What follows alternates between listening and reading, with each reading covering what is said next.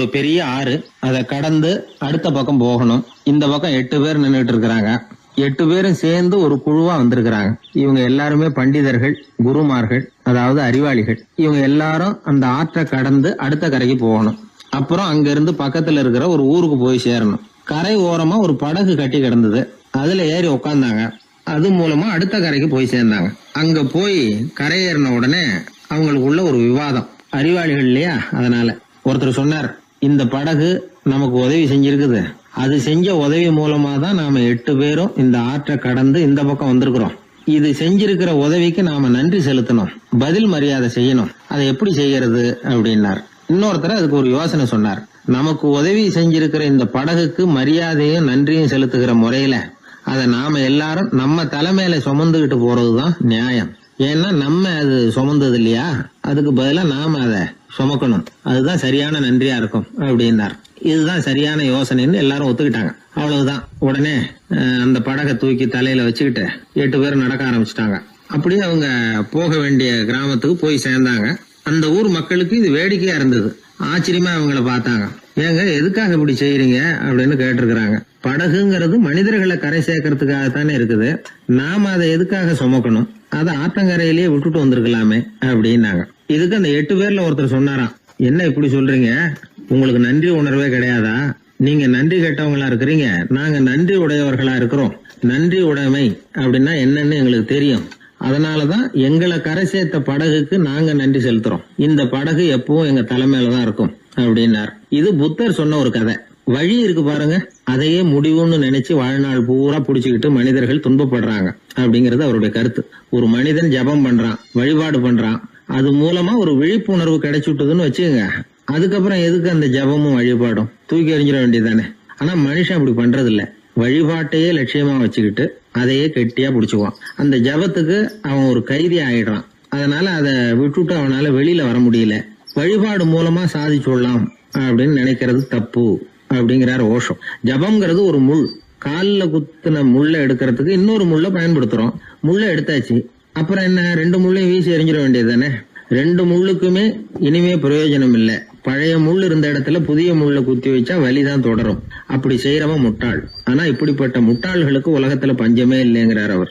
அதனால வழிபாடு, ஜபம் அப்படின்னு எல்லாம் சொல்றோமே, அதையெல்லாம் கூட விழிப்புணர்வோட பயன்படுத்தணும். நம்ம ஆள் ஒருத்தன், அவன் என்னன்னா காலில் ஒரு முள்ள தைச்சுக்கிட்டான், இன்னொரு முள்ளால அதை எடுத்துக்கிட்டு இருக்கிறான். ரொம்ப நேரமா முயற்சி பண்ணிட்டு இருந்தான். கடைசியா அப்பாடா எடுத்தாச்சு அப்படின்னு சொல்லிவிட்டு மறுபடியும் முள்ள எடுக்க ஆரம்பிச்சான்.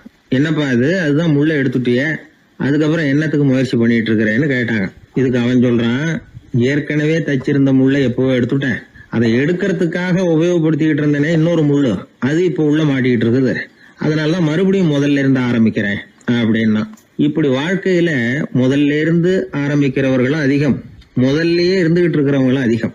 வாழ்க்கையில படிப்படியா முன்னேறணும், வாழ்க்கையை புரிஞ்சுக்கிட்டு முன்னேறணும். அதுக்கு இந்த பெரியவர்கள் சொல்லுகிற தத்துவத்தை எல்லாம் சரியா புரிஞ்சுக்கிட்டு அது பிரகாரம் நாம நடக்கணும். ஒரு பெரிய இடத்து பொண்ணு நிறைய படிச்சிருக்கிறா, பட்டங்கள் எல்லாம் வாங்கியிருக்கிறா, வேலைக்கு எதுக்கும் போகல, அதுக்கு அவசியமும் இல்லை. வசதியான குடும்பம். அந்த பொண்ணுக்கு பொழுதுபோக்கு என்ன தெரியுமா? பத்திரிகை படிக்கிறது, தொலைக்காட்சி பார்க்கறது, வானொலி கேட்கறது, இதுதான் பொழுதுபோக்கு. முக்கியமா அதுல வர்ற விளம்பரங்களை கவனிக்கிறது. சந்தைக்கு ஏதாவது புதுசா பொருள் வந்திருந்தா உடனே காரை எடுத்துட்டு போக வேண்டியது, அதை வாங்கிட்டு வந்துட வேண்டியது. ஒரு நாள் அது மாதிரி ஒரு விளம்பரம் கண்ணில் பட்டது. புதுமையான சமையல் செய்யக்கூடிய சாதனம் ஒன்று வந்திருக்கிறதாக செய்தி. உடனே அதை வாங்கணும்னு ஆசை. வழக்கம் போல அன்னைக்கு சாயந்தரமே காரை எடுத்துட்டு புறப்பட்டா. பார்த்தா விலை அதிகம்தான், இருந்தாலும் அதை பற்றியெல்லாம் கவலைப்படல. அதிக விலை கொடுத்து அந்த சமையல் இயந்திரத்தை வாங்கிட்டு வந்துட்டா. ஒரு பெரிய அழகான அட்டைப்பெட்டிக்குள்ள அது இருந்தது. துண்டு துண்டு பாகங்களா அதுக்குள்ள அடுக்கி வைக்கப்பட்டிருந்தது. அதை ஒன்னோட ஒன்று சேர்த்து முழு இயந்திரமா ஆக்கிய வேண்டியது நம்ம வேலை. அதெல்லாம் எப்படி ஒன்று சேர்க்கறது? அதுக்காக ஒரு கையேடு அது உள்ளே வச்சிருக்கிறாங்க. அந்த பொண்ணு வீட்டுக்கு வந்தா அட்டைப்பூட்டியை பிரிச்சா, ஒவ்வொரு துண்டு பாகத்தை எடுத்து வெளியில வச்சா, பக்கத்துல அந்த விவர புத்தகத்தை வச்சுக்கிட்டா. அது பிரகாரம் அந்த பாகங்களை இணைச்சு பார்த்தா சரியா வரல. மறுபடியும் எல்லாத்தையும் பிரிச்சு பரப்பி வச்சுட்டு ஆரம்பத்துல இருந்து வர்றா, அப்பவும் சரியா வரல. சரி, நேரம் அந்த கடைக்கு போய் அங்கிருந்து ஒரு ஆளை அழைச்சிட்டு வந்துருவோம் அப்படின்னு சொல்லி காரை எடுத்துட்டு அவ புறப்பட்டா. கடையில இருந்து ஒரு ஆளை கையோட அழைச்சிட்டு வந்தா. 2 பேரும் வந்து சேர்ந்தாங்க. அங்க அவங்களுக்காக ஒரு ஆச்சரியம் காத்துக்கிட்டு இருக்கு வீட்டுல. என்ன ஆச்சுன்னா, அந்த சமையல் இயந்திரம் அழகா கோக்க போட்டு அங்க இருக்குது. அது மட்டும் இல்ல, அதுல சமையல் வேலையும் நடந்துகிட்டு இருக்குது. யார் அதை பண்ணது? அவளுக்கு ஆச்சரியம். சமையல் வேலை செய்கிற பணிப்பெண் அங்க வந்தா, வேலை செய்யறவோ, நான் தான் அதை செஞ்சேன்னா. அந்த பொண்ணுக்கு படிக்க தெரியாது, பள்ளிக்கூடத்துக்கே போனதில்லை, சமைக்க தெரியும், அவ்வளவுதான். படிப்பறிவு இல்லாத காரணத்தினால அந்த குறிப்பு புத்தகத்தையும் அவளால படிச்சிருக்க முடியாது. எப்படி இதை பொறுத்தன அப்படின்னு ரொம்ப ஆச்சரியமா கேட்டாவோ, அந்த விவரம் தெரியாத பொண்ணு, பணி பொண்ணு சொல்றா, படிப்பறிவு இல்லாத போது மூளையை பயன்படுத்த வேண்டிய கட்டாயம் ஏற்படுது, வேற ஒண்ணும் இல்லை அப்படின்னாலாம். படிப்பு மூலமா அறிவை சேகரிச்சுக்கலாம், புத்திசாலித்தனத்தை சேகரிக்க முடியாது. தகவல் அறிவுங்கிறது ஞானம் ஆகாது அப்படின்னு சொல்லுவாங்க. அதுதான் இதுல முக்கியம். நம்மளும் ஒருத்தன் ரயில்ல பிரயாணம் பண்ணா, ராத்திரி பூரா பயணம், முடிஞ்சதும் பார்த்தா அவன் பொட்டியே காணல, யாரா திருடிட்டு போட்டாங்க. அதுக்காக இவன் கவலைப்படணும்ல, கவலைப்படல, சிரிச்சுக்கிட்டு இருக்கிறான். எதிரில் இருந்தவர் கேட்டார், ஏங்க பெட்டியை அவனோ எடுத்துட்டு போட்டானே, அதுக்காக கவலைப்படலையா நீங்க அப்படின்னாரு. நான் எதுக்காக கவலைப்படணும், அதோட சாவி என்கிட்ட தானே இருக்கு அப்படின்னு நானும். இவன் தந்தியை விட வேகமா போகக்கூடியது எது அப்படின்னு கேட்டார் ஒருத்தர். வதந்தின்னார் இன்னொருத்தர். அவர் அப்படி சொன்னதுல ஒன்னும் தப்பு இல்ல. வதந்தி வேகமா பரவறதுக்கு என்ன காரணம்? 1க்கு 2 மிகைப்படுத்தி சொல்ற மனுஷ சுபாவம் ஒரு காரணம், சொல்றத அப்படியே நம்புறது இன்னொரு காரணம். எப்பொருள் யார் யார் வாய் கேட்பினும் அப்பொருள் மெய்ப்பொருள் காண்பது அறிவு அப்படின்னாரு வள்ளுவர். யாரு எதை சொன்னாலும் அதை அப்படியே நம்ப கூடாது, அறிவு வேலை செய்யணும். அதுல எந்த அளவுக்கு உண்மை இருக்குது அப்படின்னு கண்டுபிடிக்கணும். முக்கியமான பொறுப்புல உள்ளவங்களுக்கு எல்லாம் இது ரொம்ப முக்கியமா தேவைப்படுகிற ஒரு தகுதி. ஒரு நாட்டுல ஒரு சாதாரண ஆள் ஒருத்தன் இருந்தான், அவங்கிட்ட ஒரு கழுதை இருந்தது, ரொம்ப பிரியமா வளர்த்தான். அவனுக்கு அது ரொம்ப நெருக்கமான நண்பன். வேற மனுஷங்க யாரும் கிடைக்கல போல இருக்குது. அந்த கழுதைக்கு கந்தர்வசேனன் அப்படின்னு பேர் வச்சான். அந்த பேரை சொல்லிதான் அவன் அதை கூப்பிடுறது வழக்கம். அவ்வளவு பிரியமா வளர்த்த அந்த கழுதை ஒரு நாள் திடீர்னு செத்து போச்சு. எப்படி இருக்கும் அவனுக்கு? ரொம்ப சங்கடப்பட்டான், சாப்பிட கூட பிடிக்கல. அவனுக்கு முகத்தை வந்து மூணு வச்சுக்கிட்டு அவன் பாட்டு உட்காந்துருக்கிறான். இந்த நேரம் பார்த்து அவனுக்கு வேண்டியப்பட்ட ஒருத்தன் அந்த பக்கமா வந்தான். அவனை பார்த்தான். ஏன்டா அப்படி உட்காந்துருக்கிற அப்படின்னு கேட்டான். கந்தர்வசேனை செத்து விட்டதா சொல்லி குலுங்கி குலுங்கி அழ ஆரம்பிச்சுட்டான் இவன். கந்தர்வசேனன் யாருன்னு கேட்டான் இவன். அப்படி கேட்ட உடனே அவன் இன்னமும் சத்தம் போட்டு ஒவ்வொன்னு கத்த ஆரம்பிச்சுட்டான். துக்கம் அதிகமாயிட்டுது. அவன் அழற வேகத்தை பார்த்ததும், சரி கந்தர்வசேனன்கிறது முக்கியமான ஒரு பெரிய மனுஷன் போல இருக்கு அப்படின்னு இவன் முடிவு பண்ணிட்டான். நம்ம ஃப்ரெண்டோட துக்கத்தை நாமளும் பகிர்ந்துக்கணும்னு நினைச்சான். உடனே தலைய மொட்டை அடிச்சுக்கிட்டான், மீசை எடுத்துட்டான், கருப்பு உடை போட்டுக்கிட்டான். கந்தர்வசேனன் இறந்த செய்தி இப்படி காத்து வாக்குல பரவ ஆரம்பிச்சது ஊர் பூரா. ஊர்ல உள்ளவங்க எல்லாம் இந்த செய்தியை கேட்டதும் அவங்களும் தலையை மொட்டை அடிச்சுக்கிட்டு கருப்பு துணி போட்டுக்க ஆரம்பிச்சுட்டாங்க.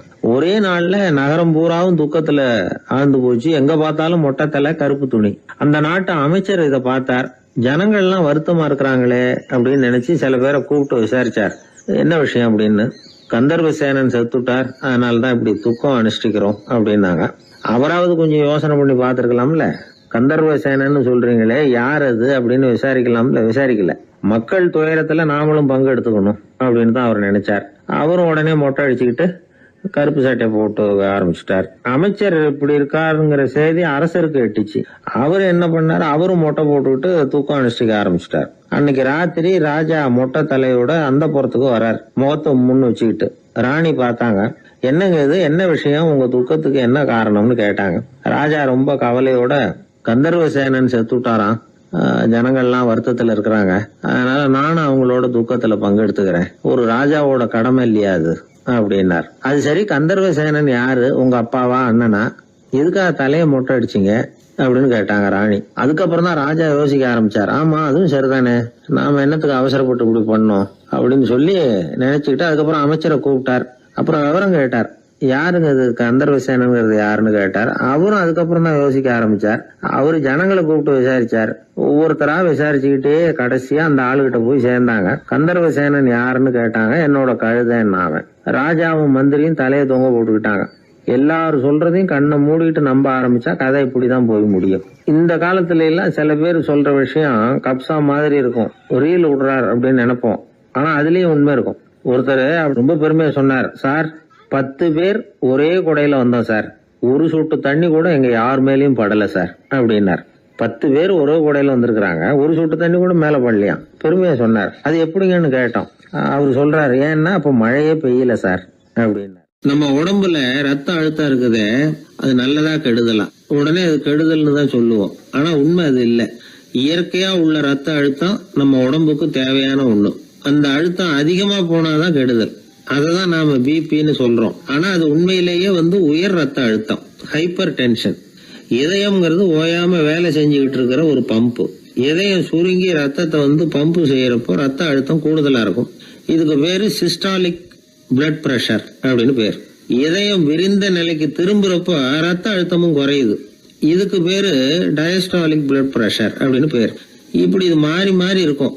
இந்த பிபி 140 90 இப்படின்லாம் சொல்றாங்கல்ல, இதுதான். சீரா இருக்க வேண்டிய ரத்த அழுத்தம் ஒரு அளவுக்கு மேல அதிகரிச்சுட்டா ஆபத்து ஆரம்பம்னு அர்த்தம். சரி, இந்த உயர் ரத்த அழுத்தம் உண்டாகிறதுக்கு என்ன காரணம்? இதனாலதான் இது வருதுன்னு ஒரு காரணத்தை குறிப்பிட்டு சொல்ல முடியாது.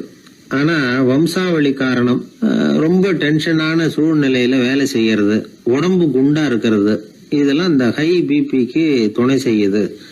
அப்படிதான் எடுத்துக்க வேண்டியிருக்குது. இது கிருமியினால ஏற்படுற வியாதி இல்லை, உடம்புல ஏற்படுற ஒரு பழுது, அவ்வளவுதான். இப்ப 40 வயசுக்கு மேலதான் பொதுவா இது பாதிக்கும். அதெல்லாம் சரி. ஒருத்தருக்கு உயர் ரத்த அழுத்தம் இருக்குது, அதை கட்டுப்படுத்துறதுக்கு வழி ஏதாவது உண்டா அப்படின்னா உண்டு. மருந்து கொடுத்தும் சரி பண்ணலாம். மருந்து இல்லாத சிகிச்சை முறைகளும் இருக்குது. இப்ப மருந்து சாப்பிடுறதுன்னா டாக்டர் கிட்ட போயிடலாம். அதுக்கு இப்ப சுமாரா 30 விதமான மருந்துகள் இருக்குதான். மருந்தோட உடல் கட்டுப்பாடும் மனக்கட்டுப்பாடும் சேர்ந்ததுன்னா ரொம்ப விசேஷம். அது இருக்கட்டும், மருந்து இல்லாம நாம செய்ய வேண்டியது என்ன, அதை தெரிஞ்சுக்குவோம். முதல்ல சீரான உடற்பயிற்சி, வாக்கிங் ரொம்ப நல்லது. மனசை அமைதிப்படுத்துறதுக்கு யோகாசனம், ஆழ்நிலை தியானம், இது மாதிரியான பயிற்சிகள் நல்லது. ஒரு காலத்துல யோகாசனம் பண்ணுங்க, தியானம் பண்ணுங்கன்னு சொன்னா ஒரு மாதிரியா பார்த்தாங்க. இப்ப மருத்துவ நிபுணர்களே அதெல்லாம் ரொம்ப அவசியம்தான் அப்படின்னு சொல்றாங்க. இன்னொரு அதிசய சிகிச்சை முறை இப்போ வழக்கத்துக்கு வந்திருக்குது. பயோ ஃபீட்பேக் அப்படின்னு பேர்.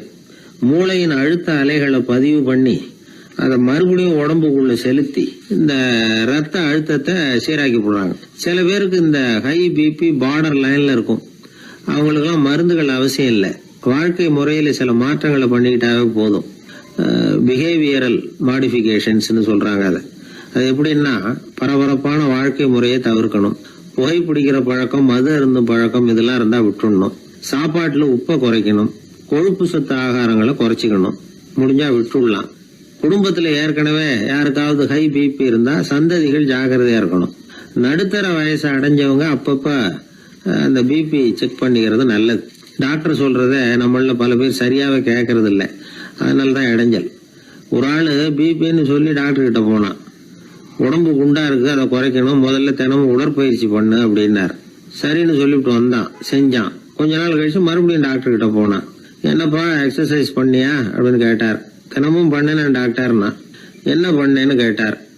முன்னெல்லாம் சிகரெட்டை கடையில வாங்குவேன், இப்ப நான் அப்படி வாங்குறத விட்டுட்டேன். தினமும் நானே என் கையாலேயே உருட்டி தயார் பண்றேன் டாக்டர். இது ஒரு எக்ஸசைஸ் தானே அப்படின்னா. ஒரு தடவை கலைவாணர் NS கிருஷ்ணன் பேராசிரியர் கல்கியை சந்திச்சு பேசிக்கிட்டு இருந்தாராம். கலைவாணர் கல்கியை பார்த்து, எனக்கு கதை எழுத ஆசையா இருக்கு, எப்படி எழுதுறதுன்னு கேட்டாராம். கதை எழுதுறதுக்கு 4 மை வேணும்னாராம் கல்கி. அப்படியா, அப்படின்னா என்னென்ன கலர் மை அப்படின்னு கேட்டிருக்காரு கலைவாணர் சிரிச்சுக்கிட்டே. நான் சொன்னது கலர் மை இல்ல, அது வேற மை. அதாவது கதை எழுதுறதுக்கு தேவைப்படுகிற 4 மை எதுன்னா, 1 திறமை, 2 பேணாமை, 3வது தனிமை, 4வது பொறுமை அப்படின்னாராம். உடனே கலைவாணர், உங்க யோசனை அருமை அப்படின்னாராம். அதுதான் கலைவாணர். பொதுவா எழுத்தாளர்கள் எழுதுற மாதிரி நடந்துக்கிறது இல்ல. ஆனா கலைவாணர் என்ன சொல்லுவாரோ அதே மாதிரி நடந்துக்குவார். எல்லாருக்கும் எல்லாம் கிடைக்கணுங்கிற கருத்தை சினிமா படங்கள்ல வலியுறுத்துவார். அதே மாதிரி நடைமுறை வாழ்க்கையிலேயே எல்லாருக்கும் எல்லாமும் கொடுப்பார். பணம், பதவி, புகழ் இப்படி எதுவுமே இல்லாத ஒரு சாதாரண மனுஷனா இருந்தா கூட இவர் மனுஷனுக்கு கொடுக்கற மரியாதையில கொஞ்சமும் குறைச்சல் இருக்காது. இந்த குணம் சாதாரணமா எல்லாருக்கும் இருக்கிறது இல்ல. அவரு சினிமா தியேட்டருக்கு போய் சினிமா பாக்குறது வழக்கம். அவரு வந்திருக்கிறாருங்கிறது தெரிஞ்சா போதும், வெளியில பிச்சைக்காரங்க கூடிடுவாங்க. இது அவருக்கு தெரியும். வெளியில நம்மளை நம்பி ஒரு கூட்டம் காத்துக்கிட்டு இருக்குமேன்னு நினைப்பார். உடனே ஒரு 100 ரூபா நோட்டை கொடுத்து சில்லறையா மாத்திட்டு வர சொல்லுவார். படம் முடிஞ்சு வெளியில வர்றப்போ சில்லறையோட வருவார். எல்லாருக்கிட்டையும் கொடுத்துருவார். ஏன்னா எல்லாரும் தேடிட்டு வருவாங்க அவரை. என்ன எல்லாரும் சௌக்கியமா இருக்கிறீங்களா அப்படின்னு பிரியமா விசாரிப்பார். ஏதோ ரொம்ப நெருங்கின சொந்தக்காரங்களை விசாரிக்கிறது மாதிரி விசாரிப்பாரு. தன்கிட்ட இருக்கிற சில்லறையை எல்லாருக்கும் சமமா பிரிச்சு கொடுத்துட்டு தான் அங்கிருந்து புறப்படுவார். ஒரு நாள் அது மாதிரி புறப்படுற சமயத்துல ஒரு சின்ன பையனுக்கு சில்லறை எதுவும் கிடைக்கல கொடுக்கறதுக்கு. இது கலைவாணருக்கு தெரியாது. கார்ல ஏறி புறப்பட்டு போயிட்டார். அந்த பையன் காரை பிடிச்சிக்கிட்டு பின்னாடியே ஓடியாந்துருக்கிறான். ஐயா, நீங்களே இல்லைன்னு சொன்னா நான் என்ன பண்றது? இன்னைக்கு பட்னி தான், அம்மாவுக்கு வேற உடம்பு சரியில்லை அப்படின்னு கத்திக்கிட்டே ஓடியாந்தானா. கலைவாணர் கவனிச்சுட்டார். உடனே காரை நிறுத்த சொன்னார். இறங்கினார். அந்த சின்ன பையனை கட்டி பிடிச்சிக்கிட்டு என்ன மன்னிச்சுக்கப்பா, நான் கவனிக்காம வந்துட்டேன் அப்படின்னு சொல்லி அழ ஆரம்பிச்சுட்டாராம். இன்னொரு தடவை இதே மாதிரி ஒரு தியேட்டர்ல இருந்து வெளியில வந்திருக்கிறார். ஒரு ஆள் அவர்கிட்ட வந்து நின்றுருக்கார். அவர் கொடுக்கறதுக்கு இவர்கிட்ட பணம் இல்ல. பணம் இல்லையாப்பா அப்படின்னாராம். உங்ககிட்டயே இல்லையா அப்படின்னாராம் அவரு. கலைவாணருக்கு மனசு ரொம்ப சங்கடமா போச்சு. உடனே புறப்பட்டு வீட்டுக்கு போனார். அங்க இங்க தேடி பார்த்து அங்க இருந்த கொஞ்சம் நெஞ்ச சில்லறை எடுத்தார். காரு டிரைவரை கூப்பிட்டார். தியேட்டர் வாசல்ல நின்றுகிட்டு இருந்த ஆசாமியோட அங்க அடையாளங்களை சொன்னார். காரை எடுத்துட்டு போய் அந்த ஆளை கண்டுபிடிச்சு இந்த காசை கொடுத்துட்டு வா அப்படின்னு அனுப்பி வச்சாராம். பிச்சை போடுறதுக்காக காரை அனுப்புனதாக வேற யாரை பத்தியாவது நீங்க கேள்விப்பட்டிருக்கிறீங்களா? அவர் ஒரு வித்தியாசமான மனிதர், வித்தியாசமான கலைஞர். கலைவாணரோட சகோதரர் கல்யாணம் நடந்தது. அதுல தியாகராஜ பாகவதர் கச்சேரி முடிஞ்ச உடனே அதுல சம்பந்தப்பட்ட கலைஞர்களுக்கெல்லாம் கலைவாணர் பரிசுகள் கொடுக்கிறார். அந்த கச்சேரியில கடம் வாசிச்சவருக்கு மட்டும் மத்த எல்லாருக்கும் கொடுத்ததை விட பெருசா ஒரு வெள்ளி கோப்பையை பரிசா கொடுத்தாராம். மற்றவங்களுக்கு எல்லாம் சின்னதா கொடுத்துட்டு கட வித்துவானுக்கு மட்டும் பெருசா பரிசு கொடுக்குறீங்களே ஏன்னு கேட்டிருக்கிறாங்க. அதுக்கு கலைவாணர் விளக்கம் கொடுத்தாராம். இப்பெல்லாம் ரயில்ல கூட்டம் அதிகங்கிறது உங்களுக்கு எல்லாருக்கும் தெரியும். இந்த வித்வான் இவ்வளவு பெரிய மண்பானைய ரயில்ல ரொம்ப பத்திரமா உடையாம ரொம்ப தூரத்துல இருந்து கொண்டு வந்திருக்கிறாரே, அது என்ன சாமான்யமான காரியமா?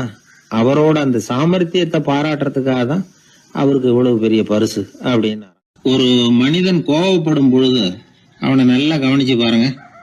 ஏதாவது ஒரு மிருகத்தின் சாயல் அவன் முகத்துல தெரியும். முகம் அழகா இருக்கிறது எப்போ? அவன் புன்னகையோட இருக்கிறப்பதான். கோபமா இருக்கிறப்ப முகம் அழகா இருக்காது. சார் கோபத்துல இருக்கார், இந்த கோபம் குறையறதுக்குள்ள ஒரு போட்டோ எடுத்துருங்க, அழகா இருக்கும் அப்படின்னு யாரும் சொல்றது இல்ல. போட்டோ எடுக்கிறவர் கூட எடுக்கிறதுக்கு முன்னாடி முகத்தை கொஞ்சம் சிரிச்ச மாதிரி வச்சுங்க சார் அப்படின்னு தான் சொல்லுவார். முகத்தை கொஞ்சம் கடுகடுப்பா வச்சுங்க சார், அப்பதான் நல்லா அமையும் அப்படின்னு சொல்லுவாரு. ஒரு உண்மை என்ன தெரியுமா? கோபம் மனசையும் கெடுக்கும், உடம்பையும் கெடுக்கும். கோபப்படுகிறவர்களின் ஆயுள் காலம் குறைகிறது அப்படிங்கிறது விஞ்ஞான உண்மை. சிரிக்கிறவங்க ஆயுள் காலம் அதிகரிக்கிறது அப்படிங்கறதும் விஞ்ஞான உண்மை. கோபப்படுறவங்களை யாரும் விரும்புறதில்ல. கோபப்படுற அப்பா அம்மா கிட்ட பிள்ளைங்க நெருங்காது. கோபப்படுற அதிகாரிகள் கிட்ட ஊழியர்கள் நெருங்க மாட்டாங்க. கோபப்படுற வாத்தியார்கிட்ட பிள்ளைங்க நெருங்குறது இல்ல. அவன் எப்ப பார்த்தாலும் வள்ளு வள்ளுன்னு விழுவான். அதனால எப்போ அவன் பக்கத்திலேயே இருக்கணும்னு ஆசைப்படுறேன் அப்படின்னு ஒருத்தன் சொன்னா அவனை இவன் வேடிக்கை பார்க்க ஆரம்பிச்சுட்டான் அப்படின்னு அர்த்தம். சரி, இந்த கோபம் எதனால வருது? இயலாமையினாலதான் வருதான். இப்ப நீங்க நினைக்கிறத நிறைவேற்றக்கூடிய சாமர்த்தியம் உங்ககிட்ட இல்லைங்கிறப்போ அது கோபமா வெளிப்படுது, அவ்வளவுதான். திறமை உள்ளவன் கோபப்பட வேண்டிய அவசியமே இல்லை. ஒரு உண்மையான கவிஞன் கிட்ட போய் ஒரு கவிதை எழுதி கொடுங்க அப்படின்னு சொன்னா அவன் உடனே எரிச்சல் அடையக்கூடாது. எரிச்சல் வந்தா அது அவனுடைய இயலாமையை காட்டுது. சிற்பி சிலை செதுக்கிறதுக்கு கோபப்படக்கூடாது. ஒரு அதிகாரி சொன்னார், நீங்க சொல்றதெல்லாம் சார் தான் சார், இருந்தாலும் கோவப்படலைன்னா வேலை நடக்காது சார், அதனாலதான் தினமும் ஆபீஸ்ல கத்திட்டு கிடக்குறேன் அப்படின்னாரு. ஆனா உண்மை என்ன தெரியுமா? கத்துறதுனால கத்துறதுதான் நடக்குமே தவிர காரியம் நடக்காது. வேலை நடக்கிறது மாதிரி ஒரு பாவனை நடக்கும், அவ்வளவுதான். தவறு செய்கிறவர்களுக்கு தண்டனை கத்துறது மட்டும் இல்ல, திட்டு வாங்குற யாரும் தான் செஞ்சது தவறுதான் அப்படின்னு ஒத்துக்கிறது இல்ல. அத அவங்க உணர்றதும் இல்ல. அப்படி இருக்கிறப்போ திட்டுறதுனால என்ன பிரயோஜனம்? திட்டுறது நோக்கம் என்ன? திட்டு வாங்குறவங்க திருந்தணும்ங்கிறது தானே. நோக்கம் நிறைவேறாதுன்னா எதுக்காக கத்தணும்? திட்டுறது மூலமாவே ஒருத்தனை திருத்த முடியும்னா திருடுறவனை எல்லாம் கூப்பிட்டு கொஞ்ச நேரம் திட்டி போயிட்டு வாப்பா, இனிமே நீ திருந்திவிட்ட அப்படின்னு சொல்லி வச்சுடலாமே. இதுல நாம முக்கியமா புரிஞ்சுக்க வேண்டியது என்னன்னா, கோபம்ங்கிறது நாம அடுத்தவங்களுக்கு கொடுக்கிற தண்டனை இல்ல, அது நமக்கு நாமே கொடுத்துக்கிற ஒரு தண்டனை. அடுத்தவங்களை திருத்துறதாக நினைச்சுக்கிட்டு நம்ம நாமே கெடுத்துக்கிற ஒரு முயற்சி. நம்ம மனசு கெட்டு போகுது, நம்ம உடம்பு கெட்டு போகுது, அதுதான் கண்ட பலன். நம்ம ஆள் ஒருத்தன் சொன்னான், நான் கோபம் வந்துட்டுதுன்னா அதை மனிதர்கள் மேல காட்ட மாட்டேன் சார், அவங்கள திருத்த முடியாதுன்னு எனக்கு தெரியும் அப்படின்னா. வேற என்ன பண்ணுவேன் அப்படின்னு கேட்டேன். பாத்திரங்கள் பேர்ல காட்டுவேன், வீட்டுல இருக்கிற பாத்திரங்களை எல்லாம் எடுத்து வெளியில வீசி எறிவேன் அப்படின்னா.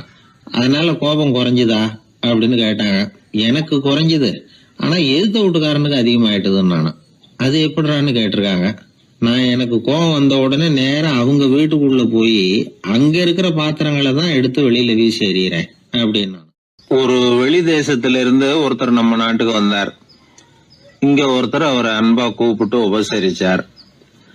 ஒரு ஆரஞ்சு பழத்தை அவர்கிட்ட கொடுத்தார். கொடுத்து சாப்பிட சொன்னார். அவர் அதை வாங்கினார். அதை அப்படியும் இப்படியும் புரட்டி பார்த்தார். அவருக்கு ஒன்னும் புரியல. ஏன்னா அவர் தேசத்துல அது இல்ல போல இருக்கு. என்ன செய்யறதுன்னு அவருக்கு ஒன்னும் புரியல. அப்படியே கடிச்சு பார்த்தார். கசப்பா இருந்தது. தூக்கி எறிஞ்சுட்டார். அதை ஏன் தூக்கி எறிஞ்சுட்டீங்கன்னு கேட்டாரு இவர். கசக்குது, அதை எப்படி சாப்பிடுறது அப்படின்னாரு அவரு. அதை அப்படி சாப்பிடக்கூடாது, மேல உள்ள தோலை எடுத்து எரிஞ்சுடணும், இனிப்பான பகுதி உள்ள இருக்குது அப்படின்னு விவரம் சொன்னார் இவர். இப்படி சொன்னவர் ஒரு யோகி. வாழ்வின் வெளிப்பக்கத்திலேயே இருந்துகிட்டு இருந்தா கசப்பான பிரச்சனைகளையே சந்திக்க வேண்டியிருக்கும். உள்பக்கத்துக்கு போகணும், அப்பதான் அங்க இருக்கிற இனிப்பை உணர முடியும் அப்படிங்கிறார் அந்த யோகி. நாமெல்லாம் 2 வகையான வாழ்க்கை வாழறோமா. மேலோட்டமான வெளிப்படையா உள்ள வாழ்வுங்கிறது ஒண்ணு, உள்ளார்ந்த வாழ்வுங்கிறது ஒண்ணு. வாழ்வின் வெளிப்புறம் பிரச்சனைகளும் சவால்களும் நிறைஞ்சது, உள்புறம் அமைதியா இருக்கிறது. இந்த உள்பக்கத்துலதான் மகிழ்ச்சியான வாழ்வுக்கு தேவையான புதையல் இருக்குதான். யாரு கண்டா அந்த புதையலை? ஆழ்நிலை தியானம் எல்லாம் பண்றாங்கல்ல, அது எதுக்காக? அந்த புதையலை கண்டுபிடிக்கிறதுக்கு தான். நாம் அந்த உள்பக்கத்துக்கு போய் அங்க உள்ள ஊக்க சக்தியையும் புத்திசாலித்தனத்தையும் பொறுக்கி எடுத்துக்கிட்டு அன்றாட வாழ்க்கையில அதையெல்லாம் உபயோகப்படுத்தணும். மனசு ஒரு குரங்கு மாதிரி அலையுதுங்கிறோம், அதை கட்டுப்படுத்த முடியலங்கிறோம். மனசு அலையிறது உண்மைதான். தேனி எதுக்காக அலையுது? தேனுக்காக அலையுது. அது மாதிரிதான் மனசும் அலையுது. மகிழ்ச்சி, சாந்தி இதுகளை தேடி அலையுது. மனசை உள்பக்கமா அலைய விடணும். மகிழ்ச்சியான வாழ்வுக்கு என்னென்ன தேவைங்கிறத இந்த யோகி சொல்றார். ஊக்கம், புத்திசாலித்தனம், அமைதி, சாந்தம். இது எல்லாம் நம்ம கிட்ட நமக்குள்ளேயே இருக்குது. அதனாலதான் சொர்க்கம் நமக்குள்ளே இருக்குன்னு சொல்றது. புதையல நமக்குள்ளேயே வச்சுக்கிட்டு அதை தேடி புலம்பிக்கிட்டு இருக்கிறது ரொம்ப வேடிக்கைங்கிறார் அவர்.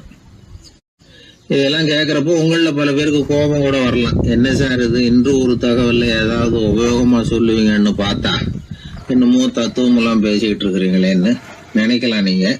இதுவும் உபயோகமான விஷயம்தான். நாம தியானம் அது இதுன்னு எதுவும் பண்ணலன்னா கூட மனசுல அழுத்தமோ இறுக்கமோ இல்லாம எப்பவும் சந்தோஷமா இருக்கிறதுக்கு பழகிக்கிட்டா அதுவே போதும். ஏன்னா மன இறுக்கத்தினாலேயே ஏகப்பட்ட நோய்கள் வருதான்.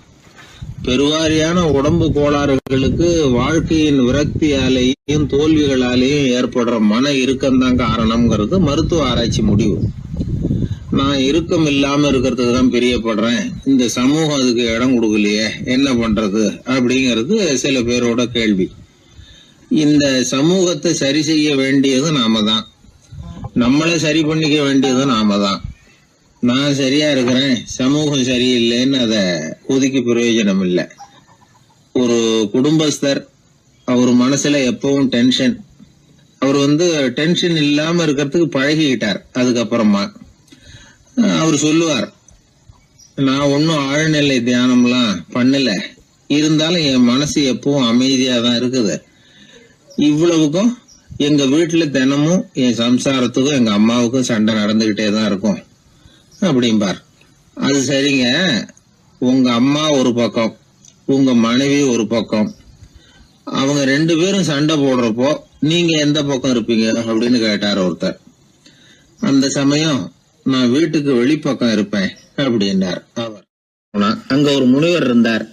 சுவாமி, என்ன ஆசீர்வாதம் பண்ணுங்க, எனக்கு ஏதாவது புத்தி சொல்லுங்க அப்படின்னா அவர் ஆசீர்வாதம் பண்ணார். அதுக்கப்புறம் சொன்னார், மகனே, நீ எந்த காரியத்தை செஞ்சாலும் செய்யறதுக்கு முன்னாடி ஒரு தடவை அதனால ஏற்படக்கூடிய விளைவுகளை நல்லா யோசிக்கணும். உன் மனசுக்கு அது சரின்னு தெரிஞ்சா மட்டும் அதை செய்யணும் அப்படின்னார். அரசன் அவர் சொன்னதை அப்படியே மனசுல வாங்கிக்கிட்டான். அவர் காலடியில விழுந்து வணங்கினான். 100 பொற்காசுகளை அவர் காலடியில வச்சுட்டு திரும்பினான். அமைச்சர் இதை கவனிச்சார். என்ன இது, நம்ம அரசர் இவ்வளவு ஏமாளியா இருக்கிறாரு, இந்த ஒரு சாதாரண யோசனை சொன்னதுக்கு 100 பொற்காசுகள் கொடுத்துட்டாரு. அமைச்சர் இப்படி நினைக்கிறது அவர் முகத்தை பார்த்ததுமே அரசனுக்கு புரிஞ்சுட்டுது. இருந்தாலும் அதை பத்தி ஒன்னும் கேட்டுக்கல. 2 பேரும் திரும்பி அரண்மனைக்கு வந்து சேர்ந்தாங்க. அதுக்கப்புறம் அந்த அரசன் என்ன பண்ணான் தெரியுமா? காட்டுல முனிவர் சொன்ன அந்த புத்திமதியை ஒரு கல்லுல கல்வெட்டா செதுக்கினான். தன்னுடைய அறையில எல்லாரும் கண்ணிலையும் படும்படியாக அப்படி ஒரு இடத்துல பதிச்சு எல்லாரும் பாக்குறது மாதிரி பண்ணிவிட்டான். இப்போ அந்த அமைச்சருக்கு ஆச்சரியம், என்ன இது, நம்ம மன்னருடைய அறியாமையை புரிஞ்சுக்கவே முடியலையே, இத போய் கல்லுல செதுக்கி வைக்கணுமா, பேர்பட்ட அறிவுரையாது அப்படின்னு நினைச்சார். கொஞ்ச நாள் ஆச்சு. ஒரு நாள் அந்த மன்னருக்கு கடுமையான வயிற்று வலி. உடனே அரண்மனை வைத்தியரை கூப்பிட்டார். அவர் வந்து சேர்ந்தார். மன்னரை சோதிச்சு பார்த்தார். கொஞ்ச நேரம் இப்படியே படுத்துருங்க, நான் எங்க வீட்டுக்கு போய் இதுக்கு பொருத்தமா ஒரு மருந்து தயார் பண்ணிட்டு வரேன் அப்படின்னு சொல்லிட்டு ஓடினார். மருந்தோட திரும்பி அவர் வந்த சமயத்துல மன்னர் ஒரு கட்டில்ல கண்மூடி படுத்திருக்கிறார். பக்கத்துல யாரும் இல்ல. வைத்தியர் வந்தார். ஒரு சின்ன கோப்பையில கொஞ்சம் மருந்தை ஊத்தினார். அப்படியே அங்க சுத்தி முத்தி பார்த்தார். ஏதோ ஒரு பொடியை வந்து அதுல கலந்தார். கலந்து எடுத்துக்கிட்டு மன்னரை நெருங்கினார். கொஞ்சம் யோசனை பண்ணார். அப்புறம் திரும்பி போனாரு. கையில இருந்த மருந்து அப்படியே கீழே கொட்டிட்டு வந்தார். அந்த கோப்பையை நல்லா கழுவி சுத்தம் பண்ணி விட்டு மறுபடியும் கொஞ்சம் மருந்தை ஊத்திட்டு வந்தார். அதுக்கப்புறம் மன்னா அப்படின்னு சொல்லி மெதுவா கூப்பிட்டாரு. இவர் எழுந்திருச்சார். அப்புறம் இவர் சொன்னார், மன்னர் வைத்தியரே, நான் வந்து கண்ணை மூடிக்கிட்டு இருந்தாலும் அப்பப்ப கவனிச்சுக்கிட்டு தான் இருந்தேன். முதல்ல எதையோ கலந்தீங்க, அப்புறம் அதை கொட்டிவிட்டு வேற என்ன விஷயம், உண்மையை சொல்லுங்க அப்படின்னு மிரட்டினார். வைத்தியர் மிரண்டு போட்டார். அப்படின்னு மன்னருடைய காலில் விழுந்தார். அதுக்கப்புறம் உண்மையை சொன்னார். மகாராஜா, உங்களுடைய படை தளபதி உங்களை கொல்றதுக்காக சதி பண்ணார். விஷம் கலந்து கொடுக்கும்படியாக சொன்னார். வெகுமதி நிறைய தர்றேன்னார். நானும் சரின்னு சொல்லிவிட்டு இங்க வந்தேன். அவர் கொடுத்த விஷப்பொடிய மருந்துல கலந்தேன். எடுத்துக்கிட்டு உங்ககிட்ட வந்தப்போ எதிரில நீங்க வச்சிருக்கிற அந்த கல்வெட்டு வாசகம் கண்ணுல போட்டது. எந்த காரியத்தை செஞ்சாலும் அதோட விளைவுகளை பத்தி யோசிக்க சொல்லிச்சு அந்த வாசகம். யோசனை பண்ணுனேன், என் உயிருக்கே ஆபத்துங்கிறத புரிஞ்சுக்கிட்டேன். உடனே திரும்பி போய் அதை கொட்டி கழுவி விட்டு வேற நல்ல மருந்தா ஊத்திக்கிட்டு வர்றேன் அப்படின்னார். இப்ப அந்த மன்னர் அமைச்சரை கூப்பிட்டார். பாத்தீங்களா, இந்த புத்திமதிய அன்னைக்கு நீங்க அலட்சியமா நினைச்சீங்க, இன்னைக்கு அதுதான் என் உயிரை காப்பாத்தி இருக்குது அப்படின்னார். அமைச்சர் தலையை குனிஞ்சுக்கிட்டாராம். அதனால பெரியவர்கள் நமக்கு சொல்ற புத்திமதி சாதாரணமா தான் தெரியும். அதுக்காக நாம வந்து அதை அலட்சியம் பண்ணிடக்கூடாது. இந்த காலத்துல ஒருத்தன் ஒரு சாமியார் கிட்ட போனா ஒரு 1000 ரூபாய அவர் காலடியில வச்சுட்டு திரும்பி வந்தான். எதுக்கு அதுன்னு கேட்டேன். இன்னைக்கு நான் இந்த அளவுக்கு நல்லபடியா இருக்கிறதுக்கு அவர் தான் காரணம். ஏற்கனவே ஒரு தடவை இவர்கிட்ட வந்து புத்தி சொல்லுங்கன்னு கேட்டேன், மாட்டேன்னு விட்டார். அன்னைக்கு அவர் ஏதாவது எனக்கு புத்தி சொல்லி நான் அது பிரகாரம் நடந்திருந்தேன்னா இன்னைக்கு நான் வீணா போயிருப்பேன். அதுக்காக ஒரு நன்றியை தெரிவிக்கிறதுக்காக தான் இன்னைக்கு வந்தேன், இந்த காணிக்கையை செலுத்துறேன் அப்படின்னு சொல்லிவிட்டு அவன் பாட்டு தெருவில் இறங்கி நடந்து போனான். உழைப்பும் நேர்மையும் உயர்வதற்கு வழிகள். அதை விட்டுட்டு உட்கார்ந்த இடத்துல இருந்துகிட்டே உயர போகணும் அப்படின்னு ஆசைப்படக்கூடாது. பல பேர் அப்படிதான் கற்பனை பண்றாங்க. அந்த கற்பனையிலேயே பாதி வாழ்க்கை ஓடி போடுது. உழைப்புங்கிற வழியையும் நேர்மைங்கிற வழியையும் ஒதுக்கி விட்டு குறுக்கு வழியில ஓட நினைக்கிறவங்க குப்புற விழுந்துடுறாங்க. எந்த தொழிலை நாம செய்தாலும் சரி, அந்த தொழிலுக்குரிய பெருமையை நாம புரிஞ்சுக்கிட்டு அதுல ஈடுபடணும். அப்படி இல்லாம என்ன சார் பொழப்புது, இந்த தொழிலை மனுஷன் செய்வானா அப்படி புலம்பிக்கிட்டு இந்த தொழிலையே செஞ்சுக்கிட்டு இருக்கிறவங்க நம்மள பல பேர் உண்டு. செய்யும் தொழிலே தெய்வம் அப்படின்னு சொல்றாங்கல்ல, அப்படி சொல்றது எதுக்காக? அந்த அளவுக்கு அதுல ஒரு ஈடுபாடு வேணுங்கிறதுக்காகத்தான். ஒரு பெரிய மலைப்பகுதி, அந்த மலை அடிவாரத்துல ஒரு சிற்பி உட்காந்து ஒரு சிலையை வடிச்சுக்கிட்டு இருக்கிறான். கையில ஒரு சின்ன உளிய வச்சுக்கிட்டு ஒரு பெரிய கருங்கல் பாறையை கொஞ்சம் கொஞ்சமா உடைச்சுக்கிட்டு இருக்கான். ஒரு சிற்பத்தை வடிக்கிறதுங்கிறது அவ்வளவு உன்னதமான ஒரு தொழிலா? எல்லாராலையும் முடியுமா அது? அப்படி இருந்தும் அந்த சிற்பிக்கு மன நிறைவில்லை. அவன் நினைக்கிறான், இந்த கடுமையான வெயில்ல உட்கார்ந்து வேலை செய்யறது எவ்வளவு கஷ்டம். நாம ஒரு சிற்பியா இருக்கிறதுனால தானே சூரியன் கடுமையான வெப்ப கதிர்களை நம்ம மேல வீசுறான். நாமளே அந்த சூரியனா இருந்துட்டா இந்த கஷ்டம் இருக்காதே. நம்மளை கஷ்டப்படுத்துறவன் நம்மளோட வலிமை உள்ளவன், அதனால நாம அவனா மாறி விடுறதுதான் நல்லது அப்படின்னு அந்த சிற்பி யோசனை பண்ணான். அவன் எண்ணம் உடனே நிறைவேறிட்டுது. இயற்கைங்கிற மாபெரும் சக்தி அவனை ஒரு சூரியனா மாத்தி விட்டுது. சிற்பி இப்போ ஒரு சூரியனா மாறினான். இனிமே இந்த உலகத்துல நம்மளை விட வலிமை உள்ளவன் வேற யாரும் கிடையாது அப்படின்னு நினைக்க ஆரம்பிச்சுட்டான். அவனுக்கு மகிழ்ச்சியா இருந்தது. அந்த மகிழ்ச்சி அதிக நேரம் நீடிக்கல. ஏன்னா கொஞ்ச நேரத்துல ஆகாயத்துல கரிய மழை மேகங்கள் அப்படியே சூழ்ந்து வந்தது. சூழ்ந்து வந்த மேகங்கள் சூரியனை மறைக்க ஆரம்பிச்சது. இப்போ சூரியனா இருந்த அந்த சிற்பி நினைச்சு பாக்குறான், என்ன இது, என்னையே இந்த மேகம் மூடி மறைக்குதுன்னா அது என்னை விட பெரிய ஆளாதான் இருக்கணும். அதனால இனிமே நாம சூரியனா இருக்கக்கூடாது, நாம மேகமா தான் இருக்கணும், அதுதான் கௌரவம் அப்படின்னு நினைக்க ஆரம்பிச்சிட்டான். இப்பவும் பாருங்க, இயற்கை அவனுடைய ஆசையை நிறைவேற்றி வச்சது. சூரியனா இருந்த சிற்பி மேகமா மாறினான். வான வீதியில அப்படியே உல்லாசமா வர ஆரம்பிச்சான். அந்த உல்லாசமும் அதிக நேரம் நீடிக்கல. எதிரில பார்த்தா பிரம்மாண்டமான மலைகள் வழியை அடைச்சிட்டு நிக்குது. வேகமா வந்த மேகம் மலையில மோதிக்கிட்டுது. அந்த மலையை தாண்டி அப்பால செல்ல முடியல. இப்போ அந்த மேகம் நினைக்குது, நாம எந்த தடையும் இல்லாம அந்தரத்துல மிதந்து வர்றோம். நம்மையே போக விடாம தடுக்குதுன்னா அந்த மலைக்கு எப்பேற்பட்ட வலிமை இருக்கணும். இனிமேல நாம மேகமா இருந்து பிரயோஜனம் இல்ல, இருந்தா மலையா இருக்கணும், அதுதான் பெருமை அப்படின்னு நினைக்க ஆரம்பிச்சான். இப்பவும் பாருங்க, இயற்கை அவனுடைய ஆசையை நிறைவேற்றி வச்சது. மேகமா இருந்த சிற்பி மலையா மாறினான். பெரிய மலை பூமிக்கும் வானத்துக்குமா நின்றுகிட்டு இருக்கு. இனிமே நமக்கு எந்த கவலையும் இல்லை அப்படின்னு நினைச்சது அந்த மலை. இப்படி நினைச்சுக்கிட்டு இருந்த வேளையில அந்த மலையோட காலடியில அடிவாரத்துல ஏதோ சத்தம் கேட்டது. என்ன சத்தம் இது அப்படின்னு சொல்லி அந்த மலை மெதுவா குனிஞ்சு பார்த்துதான். பார்த்தா அங்க ஒரு மனுஷன் தன்னுடைய கையில உளிய வச்சுக்கிட்டு மலையை கொத்திக்கிட்டு இருக்கிறான். ஏதோ ஒரு சிற்பத்தை வடிக்கிறதுக்காக அவன் முயற்சி பண்ணிட்டு இருக்கிறான். இப்போ அந்த மலை நினைச்சுதான், மலையே ஒருத்தன் உடைக்கிறான்னா அவன் எப்பேற்பட்ட வலிமை உள்ளவனா இருக்கணும். இனிமேலும் மலையா இருந்து பிரயோஜனம் இல்ல, மனுஷனா மாறணும், அதுதான் சரி அப்படின்னு நினைச்சுதான். அந்த வினாடியே அந்த மலை ஒரு மனுஷனா மாறிச்சு. அவன் கையில ஒரு உளி, பழையபடியே ஒரு கருங்கல் பாறையை கொத்த ஆரம்பிச்சான். அந்த ஆள் பழைய நிலைமைக்கு வந்துட்டான். இந்த கதையிலிருந்து நாம தெரிஞ்சுக்க வேண்டியது என்னன்னா, தன்னுடைய உண்மையான பலம் என்னங்கிறது தெரியாமலே தாவி தாவி தடுமாறிக்கிட்டு இருக்கிறான் மனுஷன் அப்படிங்கிறது தான். இனிமேலாவது அதை புரிஞ்சுக்கணும். நாம அதுவா மாறணும்னு நினைக்கிறது தப்பு, நாம இருக்கணும் அப்படின்னு நினைக்கிறது தான் உண்மை, அதுதான் சரி. அந்த சிற்பி என்னென்னோ கற்பனை பண்ணி கடைசியில மறுபடியும் சிற்பியாகவே வந்து சேர்ந்தான் பாருங்க. அதனால நம்முடைய உண்மையான பலம் என்ன அப்படிங்கறத தெரிஞ்சுக்கிட்டு நடந்துகிட்டோம்னா வாழ்க்கையில எப்பொழுதும் வெற்றி நிச்சயம். பண்றதுன்னு எனக்கு புரியல அப்படின்னு கவலைப்பட்டார் ஒரு அப்பா. என்ன பண்றது, அப்பாவோட குணம் கொஞ்சமாவது பிள்ளைக்கும் இருக்கதானே செய்யும்னா, அட போங்க சார், அவனை அடக்கிறதுக்கு ஏதாவது வழி சொல்லுவீங்கன்னு பார்த்தா நீங்க என்னோட சரித்திரத்தை புரட்ட ஆரம்பிச்சுட்டீங்களே. அப்புறம் கேட்டேன் அவரை, சரி பையன் அடம் பண்ணா அவனை நீங்க எப்படி அடக்குறீங்க அதை சொல்லுங்க முதல்ல, அதுக்கப்புறம் என் யோசனையை சொல்றேன் அப்படின்னு அவரு சொன்னார். வேற என்ன பண்ணுவேன், மிரட்டுவேன், அடிப்பேன், அவ்வளவுதான் எனக்கு தெரியும்னாரு. அடிச்சா அடங்கிடுவானா பையன் அப்படின்னு கேட்டேன். அது எப்படிங்க அடங்குவான், இன்னமும் தீவிரமா அடம் பண்ண ஆரம்பிச்சிருவான், கத்தி ரகலை பண்ணிவிடுவான் அப்படின்னாரு. குழந்தை அடம் பண்றானேங்கிற கவலை பல குடும்பங்கள்ல உள்ள ஒரு பிரச்சனை தான். இதுக்கு இப்ப மருத்துவர்கள் ஒரு சுலபமான வழியை சொல்றாங்க. அது என்னன்னா, ஒரு குழந்தை அடம் பண்ணிச்சுன்னா அதை அடிக்கப்படாதான், அதுக்கு பதிலா வேற ஒரு காரியம் பண்ணலாமா. அது என்னன்னா, குடும்பத்துல இருக்கிற எல்லாரும் ஒண்ணு சேர்ந்து அந்த குழந்தைகிட்ட கொஞ்ச நேரம் பேசாம இருந்தோம்னுமா, பேச்சை நிறுத்திக்கணும். குழந்தையால பேசாம இருக்க முடியாது, அது யோசனை பண்ணும், தன்னுடைய தவறை உணர்ந்து அது வருந்த ஆரம்பிக்கும். இப்படி தொடர்ந்து செஞ்சுக்கிட்டு வந்தா குழந்தை கொஞ்ச நாள்ல அடம் பண்றதை நிறுத்தி விடுமா. இது டாக்டர்கள் இப்ப சொல்லி கொடுக்கற ஒரு யோசனை. அதே மாதிரி சில குழந்தைகள் சரியான காரணம் இல்லாம அடம் பண்ணணுங்கிறதுக்காகவே கத்துது பாருங்க, அதை நிறுத்துறதுக்கு கூட ஒரு வழி இருக்குது. அது என்ன வழின்னா, அது அழற சமயத்துல அந்த சத்தத்தை ஒரு டேப் ரெக்கார்டர் மூலமா பதிவு பண்ணி வச்சுக்கணும். குழந்தை கத்த ஆரம்பிக்குதுன்னு வைங்க, உடனே ஏற்கனவே பதிவு பண்ணி வச்சிருக்கிற அழுகை சத்தத்தை போட்டு அந்த குழந்தை காதுல விழறது மாதிரி பண்ணணும். தன்னுடைய அழுகை சத்தத்தை கேட்க ஆரம்பிச்ச உடனே அந்த குழந்தை தான் அழறத நிறுத்திக்குமா. சில குழந்தைகள் சாப்பிட மாட்டேன்னு அடம் பண்ணும். வளர்ந்த குழந்தைய வற்புறுத்தி சாப்பிட சொல்லக்கூடாது. சில பேர் என்ன பண்ணுவாங்கன்னா, கட்டாயப்படுத்தி சாப்பாட்டை திணிப்பாங்க. அதெல்லாம் ரொம்ப தப்பு. குழந்தைக்கு விவரம் தெரிஞ்சதுக்கு அப்புறம் சாப்பாட்டு விஷயத்துல நீங்க தலையிட வேண்டிய அவசியமே இல்லை. பசிச்சா சாப்பிடணுங்கிறது அதுக்கு புரியும். அது தானாவே சுதந்திரமா எடுத்து போட்டு சாப்பிடுறதுக்கு அனுமதிக்கணும்.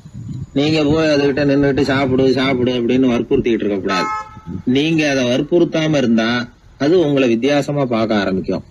உண்மையிலேயே பசி இருந்ததுன்னா தனக்கு எவ்வளவு தேவையோ அவ்வளவு எடுத்து போட்டுக்கிட்டு அந்த குழந்தை சாப்பிட்டுக்கும், எந்த பிரச்சனையும் இருக்காது. ஆக இது மாதிரியான சில நுட்பங்களை நாம மனசுல வச்சுக்கணும். அப்படி வச்சுக்கிட்டோம்னா வீட்டுல குழந்தைகளால எந்த பிரச்சனையும் இருக்காது. இந்த காலத்து பையன் ஒருத்தன், அவன் ரொம்ப கவலையோட வந்தான். என்னப்பா விஷயம்னு விசாரிச்சேன். எங்க அப்பா என்கிட்ட 1 மாசம் உன் கூட பேச மாட்டேன் போ அப்படின்னு சபதம் போட்டுட்டாருன்னா, அதுக்காகவா இப்படி கவலைப்படுறேன்னு கேட்டேன். இல்லைங்க, அந்த 1 மாச கெடு இன்னையோட முடியுது, அதுக்காக கவலைப்படுறேன் அப்படின்னா. ஒரு பெரிய சிந்தனையாளர் இருந்தார். அவர் ரஷ்யாவில் இருந்தார். நிறைய புத்தகங்கள் எழுதியிருக்கிறார். அவர் பேரு ஓஸ்பென்ஸ்கி. உலகின் மிகச்சிறந்த 3 புத்தகங்கள்ல ஒண்ணு இவர் எழுதியிருக்கிறார் அப்படின்னு கூட சொல்றது உண்டு. அப்பேற்பட்ட எழுத்தாளர். அந்த காலத்துல குருஜீஃப் அப்படின்னு சொல்லி ஒரு பெரியவர் இருந்தார். ரொம்ப எளிமையான வாழ்க்கை வாழ்ந்துகிட்டு இருந்தவர். இவரை தேடி அந்த எழுத்தாளர் வந்தார். ஐயா, உங்ககிட்ட சில கேள்விகள் கேட்டு விளக்கம் பெறலாம்னு வந்திருக்கிறேன்னார். உடனே அந்த பெரியவர் என்ன செஞ்சார் தெரியுமா? ஒரு வெற்று காகிதத்தை எடுத்தார், அவர்கிட்ட கொடுத்தார். இந்தாங்க, இதை வச்சுக்கங்க, நாம 2 பேரும் பேசுறதுக்கு முந்தி நீங்க ஒரு காரியம் பண்ணணும்னார். என்ன செய்யணும் சொல்லுங்கன்னார் அவரு. இந்த காகிதத்துல உங்களுக்கு தெரிஞ்சதெல்லாம் என்ன, தெரியாததெல்லாம் என்ன அப்படிங்கிற பட்டியலை எழுதிட்டு வாங்க. அதுக்கு பிறகு உங்களுக்கு தெரியாத விஷயங்களை பத்தி நாம 2 பேரும் உரையாடலாம். ஏன்னா உங்களுக்கு தெரிஞ்சதை பத்தி நாம பேசி பிரயோஜனம் இல்லை, தெரியாததை பத்தி பேசினாதான் உங்களுக்கு அது உபயோகமா இருக்கும் அப்படின்னார். இவர் இப்படி சொன்னது அந்த எழுத்தாளருக்கு கொஞ்சம் தர்ம சங்கடமா இருந்தது. நாம எப்பேற்பட்ட சிந்தனையாளர், நம்மள போய் இவர் இப்படி எழுத சொல்றாரு அப்படின்னு நினைச்சாரு. இருந்தாலும் அந்த பெரியவர் பேர்ல இவருக்கு ரொம்ப மரியாதை. அதனால அவர் கொடுத்த காகிதத்தை வாங்கிட்டு தனியா ஒரு இடத்துல போய் உட்கார்ந்தார். யோசிக்க ஆரம்பிச்சார். முதல்ல யோசிச்சார், கடவுளை எனக்கு தெரியுமா அப்படின்னு. கடவுளை பற்றித்தான் எனக்கு தெரியுமே தவிர கடவுளை தெரியாதுங்கிறது புரிஞ்சுது. அதனால தனக்கு தெரிந்த ஒரு விஷயம் கடவுள் அப்படின்னு அவரால் குறிப்பிட முடியல. அடுத்தபடி ஆத்மாவை பத்தி சிந்திச்சார். ஆத்மாவை பற்றித்தான் நமக்கு தெரியுமே தவிர ஆத்மா நமக்கு தெரிஞ்ச விஷயமா இருக்கல அப்படிங்கறது புரிஞ்சுது. அதனால ஆத்மாவையும் தெரிஞ்ச பட்டியல்ல சேர்க்க முடியல. இப்படி ஒவ்வொன்னா அவர் யோசிக்க யோசிக்க எதுவுமே நமக்கு தெரியலங்கிறது அவருக்கு தெளிவாச்சு. நேரம் எழுந்திரிச்சு அந்த பெரியவர்கிட்ட போனார். ஐயா, உங்களை சந்திக்கிற வரைக்கும் எவ்வளவோ விஷயங்கள் எனக்கு தெரிஞ்சிருக்கிறதாக நினைச்சேன். ஆனா உங்ககிட்ட நிறைய கேள்விகள் கேட்கணுங்கிற ஆர்வத்தோட தான் வந்தேன். ஆனா நீங்க கேட்ட ஒரு கேள்விக்கு விடை காண முயன்ற போது எனக்கு எதுவுமே தெரியலங்கிறத புரிஞ்சுக்கிட்டேன் அப்படின்னார். அப்படின்னா உலக புகழ்பெற்ற இவ்வளவு புத்தகங்களை உங்களால எப்படி எழுத முடிஞ்சதுன்னு கேட்டார். இவரு சொன்னார், ஐயா, இப்பதான் எனக்கு புரியுது. எனக்கு தெளிவில்லாத பல விஷயங்களையும் நான் எழுதியிருக்கிறேன். அவையெல்லாம் வெறும் வார்த்தை குவியல்கள்ங்கிறத நான் இப்ப உணர்றேன். வார்த்தைகளே அறிவு அப்படிங்கிற மயக்கத்திலிருந்து இப்ப நான் விடுபட்டுட்டேன். அறிவுத்துறையில நான் ஒரு பூஜ்யம்ங்கிறது புரிஞ்சு போச்சு அப்படின்னார். இப்ப பெரியவர் சொன்னார், இப்பதான் உங்களுக்கு உண்மையான அறிவு ஏற்பட ஆரம்பிச்சிருக்குது. எப்போ ஒரு மனிதன் தன்னுடைய அறியாமையை உணர ஆரம்பிக்கிறானோ அப்போதுதான் அறிவின் தொடக்கத்துல அடி எடுத்து வைக்கிறான் அப்படின்னார். அதுக்கு பிறகு என்னாச்சு தெரியுமா? இந்த எழுத்தாளர், சிந்தனையாளர் ஓஸ்பென்ஸ்கி புஸ்தகம் எதுவுமே எழுதலையாம், அதோட விட்டாராம். நம்முடைய அறியாமை நமக்கு புரிய ஆரம்பிச்சுட்டுதுன்னா நமக்கு அறிவு வளர ஆரம்பிச்சுட்டுதுன்னு அர்த்தம். அது நமக்கு புரியறது இல்லை, அதுதான் சிக்கல். ஒரு நண்பர் சொன்னார், சார், நான் எப்போ வீட்டை பூட்டி விட்டு வெளியூர் போனாலும் திருடன் பூட்டை உடைச்சு விடுறான். அதனால இப்ப புத்திசாலித்தனமா ஒரு காரியம் பண்ணிவிட்டு உங்க ஊருக்கு வந்திருக்கிறேன்னார். என்ன செஞ்சிருக்கிறீங்கன்னு கேட்டேன். வீட்டை பூட்டாமலே வந்துட்டேன் அப்படின்னார். உபயோகமா இருக்கு அப்படின்னார். உடனே பார்வை இல்லாத அந்த பெரியவர் சொன்னாரு, வெளிச்சம்னு ஒண்ணு உண்மையிலேயே இருக்குதா அப்படின்னு கேட்டாராம். உண்மையிலேயே வெளிச்சம் இருக்குங்க அப்படின்னு சொல்லி இருக்கிறாங்க, அதை நான் நம்ப மாட்டேன் அப்படின்னாரா அவரு. சூரியன் இருக்கு, சந்திரன் இருக்கு, நட்சத்திரம் இருக்கு அப்படின்னு எல்லாம் சொல்லி பார்த்துருக்குறாங்க, அதையெல்லாம் ஒத்துக்கிறேன். ஆனா அதையெல்லாம் என்ன கொஞ்சம் தொட்டு பார்க்க விடுங்களேன் அப்படின்னாராம். அதையெல்லாம் தொட்டு அறிய முடியாது அப்படின்னு சொல்லியிருக்கிறாங்க. அப்படின்னா முகர்ந்து அறியறேன், மோந்து பாக்குறேன். மோர்ந்து பார்க்க விடுங்க, ஏதாவது வாசனை வருதான்னு பாக்குறேன் அப்படின்னு இருக்கார். அதுவும் முடியாதேன்னாங்களாம். பெரியவர் யோசனை பண்ணிருக்கிறார். சரி, பரவாயில்ல, முரசு அடிக்கிறது மாதிரி அடிச்சு பார்க்கவாவது ஏற்பாடு பண்ணி கொடுங்க, அதை அடிச்சு பார்த்து அதோட சத்தத்தை உணர்ந்துக்கிறேன் அப்படின்னாராம். அதாவது ஒளியின் ஒலியை, அதாவது வெளிச்சத்தின் சத்தத்தை புரிஞ்சுக்கிறேன் அப்படின்னு சொல்லியிருக்கிறார். அதுக்கும் சாத்தியம் இல்லைன்னு சொல்லியிருக்கிறாங்க. சரி, அதுவும் முடியலன்னா அந்த வெளிச்சத்துல கொஞ்சம் எடுத்து என் கையில கொடுங்க, வாயில போட்டு சாப்பிட்டு பாக்குறேன் ருசி எப்படி இருக்குன்னு அப்படின்னு சொல்லி பார்த்திருக்காரு. எந்த வகையிலயும் அவரை அதை ஒத்துக்க வைக்க முடியல. சுத்தி இருந்தவங்க எல்லாம் குழம்பி போயிட்டாங்க. என்னங்க, நாங்க சொல்றத நீங்க நம்பலையா அப்படின்னு கேட்டிருக்காங்க. என்னுடைய 4 புலன்களுக்கும் புலப்படாத ஒன்ன நான் மாயை அப்படிங்கிறேன். நீங்க என்ன அவமானப்படுத்துறதுக்காக இப்படி சொல்றீங்கன்னு நினைக்கிறேன். ஏதோ உங்களுக்கு எல்லாம் பார்வைன்னு ஒண்ணு இருக்கிறதாகவும் அது எனக்கு இல்லைங்கிறதாகவும் சொல்லி என்ன நீங்க அவமதிக்கிறீங்க அப்படின்னார். தர்க்க சாஸ்திரத்துல மேதையான அந்த பெரியவர்.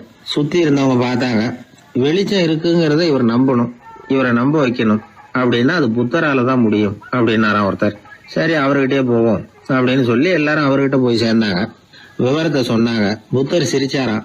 எப்படிப்பட்டதுன்னு நான் நினைக்கிறேனோ, அதாவது உண்மை, அப்படித்தான் அவரும் நினைக்கிறார்.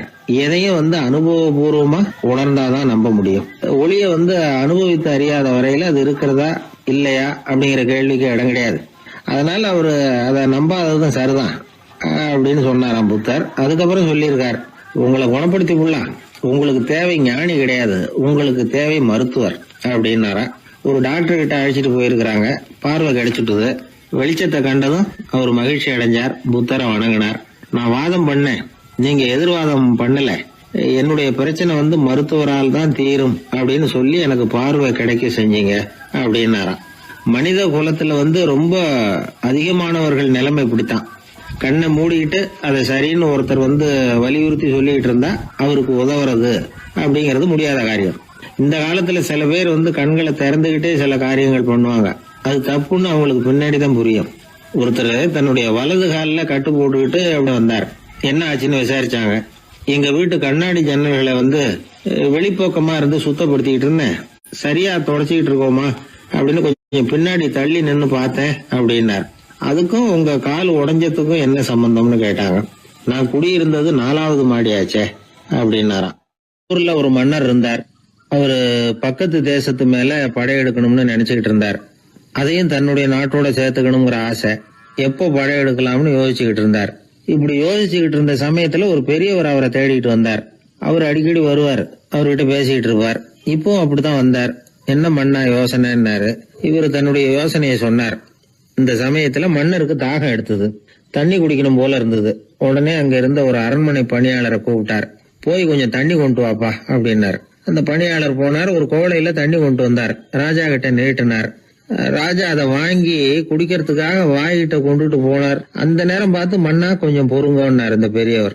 ஆவலோட குடிக்க போன மன்னர் அப்படியே நிறுத்திக்கிட்டு பெரியவரை பார்த்தார். இப்ப அந்த பெரியவர் சொன்னார், மன்னா இப்ப உங்களை விட வலிமை உள்ள ஒரு சக்தி உங்களுக்கு தண்ணி கொடுக்க மறுத்துடுதுன்னு வைங்க, உங்களை குடிக்க விடாம தடுத்துடுது அப்படின்னா, இப்ப இந்த ஒரு கோவள தண்ணீரை என்ன விலை கொடுத்து வாங்குவீங்க அப்படின்னு கேட்டார். இப்ப எனக்கு இருக்கிற தாகத்துக்கு என்னுடைய அரசாங்கத்துல பாதியையாவது கொடுத்து இந்த தண்ணியை வாங்கறதுக்கு தயங்க மாட்டேன்னார் அவர். சரி இப்ப அந்த தண்ணியை குடிங்கன்னார் பெரியவர். மன்னர் ஆவலோட அந்த தண்ணியை குடிச்சு முடிச்சார். அதுக்கப்புறம் கொஞ்ச நேரம் தன்னுடைய படையெடுப்பு பத்தி சொல்லிட்டு இருந்தார். கொஞ்ச நேரம் கழிச்சு மறுபடியும் இந்த பெரியவர் கேட்டார், மன்னா இப்போ நீங்க ஒரு கோவள தண்ணீரை குடிச்சு முடிச்சிட்டீங்க. இப்ப அந்த தண்ணீர் உங்க உடம்ப விட்டு வெளியில வரக்கூடிய பாதை அடப்பட்டு போச்சு அப்படின்னு வச்சுங்க, அதை வெளியேற்றுவதற்காக நீங்க எவ்வளவு செலவழிப்பீங்க அப்படின்னு கேட்டார். மன்னர் யோசனை பண்ணார். அப்படி ஒரு நிலைமை ஏற்பட்டு போச்சுன்னா என்னுடைய அரசாங்கம் பூராவையும் அதுக்கு ஈடா தர்றதுக்கு கூட தயங்க மாட்டேன்னார்.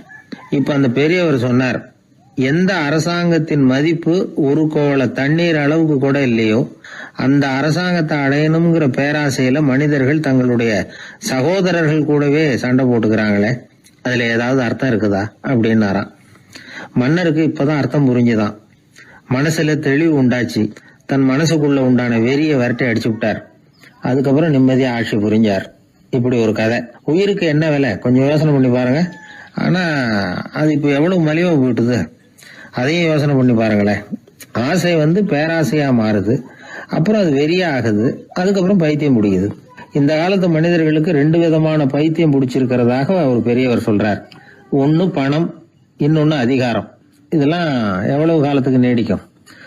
ஒரு சர்வாதிகார நாட்டுல 3 பேர் ஜெயில இருட்டு அறையில பேசிக்கிட்டு இருக்கிறாங்க. நீ எப்படி இந்த ஜெயிலுக்கு வந்த அப்படின்னு ஒருத்தர் கேட்டாராம்.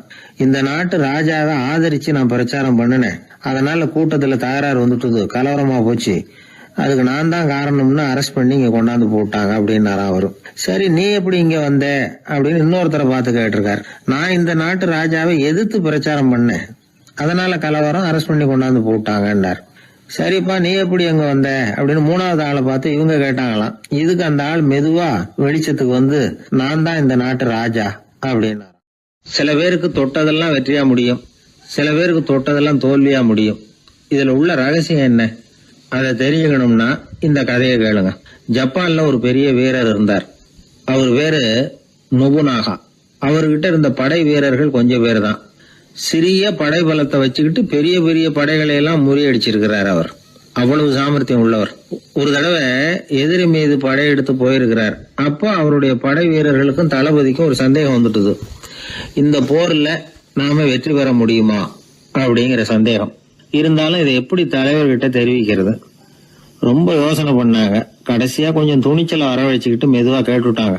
அவர் பார்த்தார், சரி அதை நாம முடிவு செய்ய வேணாம், புத்த விகாரத்துக்கு போயிட்டு வருவோம், பூவா தலையா போட்டு பாத்துருவோம், என்ன வருதோ அது பிரகாரம் செயல்படுவோம், என்ன சொல்றீங்க? ஏன்னா போருக்கு செல்லும் பொழுது முழு மனசோட போகணும், ஊசலாட்டம் இருக்கக்கூடாது அப்படின்னார். தளபதியும் படை வீரர்களும் சரின்னு ஒத்துக்கிட்டாங்க. உடனே அவங்க எல்லாரும் அங்க பக்கத்துல இருந்த கோயிலுக்கு போனாங்களாம். தலைவர் உள்ள போனார். எல்லாரும் ஆவலோட வெளியில காத்துக்கிட்டு இருக்கிறாங்க. ரொம்ப நேரத்துக்கு அப்புறம் அவர் வெளியில வந்தார். தளபதி, துணை தளபதிகள் எல்லாரையும் கிட்டத்துல கூப்பிட்டார். அவங்க முன்னிலையில ஒரு தங்க காசை எடுத்தார். இத பாருங்க, இப்ப பூவா தலையா போட்டு பாத்துருவோம். பூ வந்தா தோத்துருவோம், தலை வந்தா ஜெயிச்சிருவோம். அதனால பூ விழுந்தா போர் வேணாம், அதை தவிர்த்துருவோம். தலை விழுந்ததுன்னா போருக்கு போவோம். விதி இப்போ நம்ம கையில தான் இருக்கு. இங்க என்ன தீர்ப்பு கிடைக்குதோ அது பிரகாரம் நடப்போம் அப்படின்னு சொல்லிவிட்டு தங்க காசு சுண்டி போட்டார். அது அப்படியே சுழன்று மேல போய் கணீர்னு தரையில வந்து விழுந்தது. எல்லாரும் ஆவலோடு அதை குனிஞ்சி பாக்குறாங்க. தலை விழுந்திருக்குது. ஒரே மகிழ்ச்சி, ஆரவாரம். அதுக்கப்புறம் அவங்களுக்கு சந்தேகம் வரவே இல்லை. அப்படியே உறுதியான ஒரு முடிவோட போருக்கு போனாங்க. வெற்றியோட திரும்பி வந்தாங்க. வெற்றி விழா நடக்குது. தளபதி பேசுறார், இந்த வெற்றியை காசுதான் முடிவு பண்ணிச்சு, அதனால விதியை வெல்ல யாரால முடியும் அப்படின்னார். சொல்லிவிட்டு உட்கார்ந்தார். அப்போ அந்த தலைவர் தன்கிட்ட இருந்த அந்த தங்க காசை எடுத்து ரகசியமா தளபதி கிட்ட கொடுத்தாராம். தளபதி அதை வாங்கி பாக்குறாரு. அந்த நாணயத்துல 2 பக்கமும் தலை தான் இருக்குது. இதுல இருந்து என்ன தெரியுதுன்னா, வெற்றியின் ரகசியம் என்னன்னா மன உறுதி தான். எதை செஞ்சாலும் மனக்குழப்பம் இருக்கக்கூடாது. எண்ணி துணிக கருமம், இது வள்ளுவர் வாக்கு. பரீட்சை ரிசல்ட் வர்ற சமயம் ஒரு பையன் ஒரு காசை சுண்டி போட்டு தலையா பூவா பாத்துக்கிட்டு இருந்தான். என்னப்பா பாஸா ஃபெயிலா பாக்குறியா அப்படின்னு கேட்டாங்க. பரீட்சை ரிசல்ட்டை பொறுத்த வரைக்கும் எனக்கு சந்தேகம் இல்லை சார் அப்படின்னா. அப்புறம் எதுக்கு இது அப்படின்னு கேட்டாங்க. ரிசல்ட் வந்த பிறகு எங்க அப்பா என்னை திட்டுறதோட விட்டுருவாரா இல்ல அடிப்பாரா அப்படிங்கறத தெரிஞ்சுக்கிறதுக்காக இது அப்படின்னு. ஒரே ஒரு ஊர்ல ஒரு ராஜா இருந்தார். அவரு ஒரு வித்தியாசமான ராஜா. எந்த வகையில வித்தியாசமானவர்னு கேட்டா, மக்கள் கிட்ட வரி வசூல் பண்றதுல கொஞ்சம் வித்தியாசமானவர். மற்ற மன்னர்கள் மாதிரி ஒரு நேரடியா வரி வசூல் பண்றது இல்ல, கொஞ்சம் மறைமுகமா அதை பண்ணுவார். அது எப்படின்னா, ஒவ்வொரு குடிமக்களுக்கும் மாசம் ஒரு மரக்கால் நெல்லு மக்கள் கொடுக்கறது இல்ல, ராஜா மக்களுக்கு கொடுப்பார்.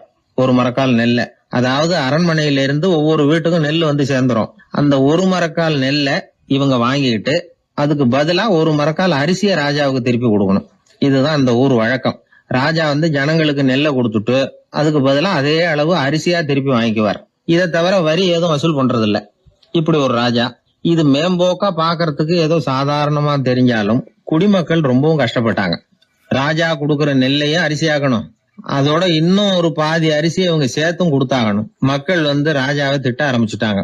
இந்த ராஜா எப்ப சாவார் அப்படின்னு எதிர்பார்க்க ஆரம்பிச்சுட்டாங்க. ஏன்னா ரொம்ப கஷ்டப்படுத்துறாரு அப்படின்னு. பல பேர் அந்த ஊர்ல வீட்டை காலி பண்ணி விட்டு வெளி தேசத்துக்கு போயிட்டாங்க. இங்க காலம் தள்ளுறது ரொம்ப கஷ்டம்னு. மக்கள் எதிர்பார்த்தது மாதிரியே நடந்தது. அந்த மன்னன் நோய் வந்து படுத்த படுக்கை ஆயிட்டான். ராஜா இப்படி சாக கிடக்குறாருன்னு தெரிஞ்சும் மக்கள் யாருமே வந்து பாக்கல. எப்படி பாப்பாங்க? அவர் தான் எப்ப போவாருன்னு பாத்துக்கிட்டு இருக்கிறாங்களே. என்னை ஏன் யாருமே வந்து பார்க்க மாட்டேங்கிறாங்க நம்ம குடிமக்கள்ல அப்படின்னு மந்திரி கிட்ட கேட்டார் ராஜா. நம்ம ஊர்ல மக்கள் எங்க இருக்காங்க பாக்குறதுக்குன்னாரு அவரு. ஏன் என்னாச்சு அவங்களுக்குன்னு கேட்டார். அமைச்சர் அப்பதான் அரசனுக்கு அவன் பண்ணின தவற வந்து சுட்டி காட்டினார். மக்களுக்கு இழைத்த கொடுமையை எடுத்து சொல்லி புரிய வச்சார். அதுக்கப்புறம் தான் மன்னருக்கு ஞானோதயம் வந்தது. செய்த பாவங்களை எண்ணி வருத்தப்பட்டான். மெதுவா அமைச்சர் பக்கம் திரும்பி, எங்க என் புள்ளன்னு கேட்டான். அவர் எங்கேயாவது ஊர் சுத்திக்கிட்டு இருப்பார், சூதாட்ட விடுதிகள்ல கிடப்பார் அப்படின்னாரு அமைச்சர். அவன் எங்க இருந்தாலும் உடனே அழைச்சிட்டு வாங்கன்னு உத்தரவு போட்டார் ராஜா. அடுத்த நாளே இளவரசனை கொண்டாந்து நிறுத்தினாங்க. தந்தையே, என்ன செய்யணும்னா சொல்லுங்க அப்படின்னு கேட்டான் இளவரசன். அவர் சொன்னார், மகனே, மக்களுக்கு வந்து நான் பொல்லாதவன் ஆயிட்டேன், அவங்கெல்லாம் என்ன நல்லவன்னு சொல்லணும். அப்படி அவங்கள சொல்ல வைக்க வேண்டியது உன்னோட பொறுப்புன்னார். தந்தையே, நீங்க வந்து கவலைப்படாதீங்க, உங்களை ரொம்ப ரொம்ப நல்லவர்னு மக்கள் சொல்லும்படியாக நான் செய்யறேன் அப்படின்னா பையன். அதுக்கப்புறம் கொஞ்ச நாள்ல பையன் பட்டத்துக்கு வந்தான். அவன் என்ன பண்ணான், வரி வசூல் பண்ற முறையில ஒரு மாற்றத்தை உண்டு பண்ணான். என்ன மாற்றம் பண்ணனான்னா, ஒவ்வொரு வீட்டுக்கும் ஒரு மரக்கால் உமிய கொடுக்கறது, அதுக்கு பதிலா ஒரு மரக்கால் அரிசியை வாங்கிக்கிறது. அப்பா என்ன பண்ணாரு, நெல்லை கொடுத்துட்டு அரிசியா வாங்கினார். இவன் மகன் உமிய கொடுத்துட்டு அரிசியா வாங்கினான். கொஞ்ச காலம் ஆச்சு. ஒரு நாள் மந்திரியை கூப்பிட்டு கேட்டான், அமைச்சரே, நம்ம ஊர் மக்கள் என்ன பேசிக்கிறாங்க அப்படின்னு. உங்க அப்பா ரொம்ப நல்லவன்னு பேசிக்கிறாங்க அப்படின்னாரு அமைச்சர். எப்படி இருக்கு பாருங்க, இவன் பண்ற கொடுமையில அப்பன் ரொம்ப நல்லவன் ஆயிட்டான். அதாவது இளவரசனை விட பழைய மன்னரே ரொம்ப நல்லவர், ரொம்ப பாதி கஷ்டம் தான் இது முழு கஷ்டம்ங்கிறது மாதிரி ஆயிட்டுது. எப்படியோ அப்பாவுக்கு கொடுத்த வாக்க புள்ள காப்பாத்தி விட்டான். அதாவது மன்னர் ரொம்ப நல்லவர்னு சொல்ல வைக்கிறேன்னு தானே சொன்னான், அதே மாதிரி சொல்ல வச்சுட்டான். இந்த காலத்துல இது மாதிரி அப்பாவுக்கு உதவுற பிள்ளைகள் உண்டு. ஒரு பிள்ளையாண்டான்னு சொன்னான், நான் எங்க அப்பாவுக்கு ரொம்ப ரொம்ப உதவியா இருக்கிறேன் அப்படின்னா. அப்படியா, உங்க அப்பாவுக்கு ரொம்ப உதவியா இருக்கிறியா அப்படின்னா, உங்க அப்பா என்ன செஞ்சிட்டு இருக்காருன்னு கேட்டேன். சும்மாதான் இருக்கிறார் அப்படின்னா அவன். சும்மா இருக்கிறதுக்கு இவன் உதவியா இருக்கிறானா? இப்படி இருக்கிறாங்க. அதாவது நல்லவன் அப்படின்னு பேர் வாங்குறது ரொம்ப கஷ்டம்.